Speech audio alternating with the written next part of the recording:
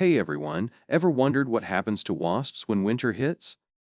Let's take a closer look at how these summer pests survive the cold months.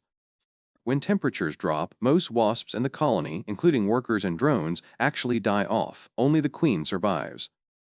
She finds shelter in protected spots like attics, sheds, hollow trees, or even inside wall voids to hibernate through the winter. By spring, the queen wakes up and starts building a new nest, often in or near the same place she overwintered. Let's walk around some prevention tips. Seal gaps and cracks around eaves, roof edges, vents, and window frames to block potential nesting spots. Remove old nests once they're inactive. Wasps won't reuse them, but they can attract new queens looking for shelter. Keep attics, sheds, and garages tidy, since clutter gives overwintering queens more places to hide.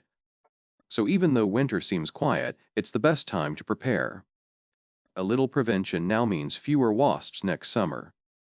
For expert help or safe nest removal, contact ASM Pest Exterminator, your local professionals for year-round pest management.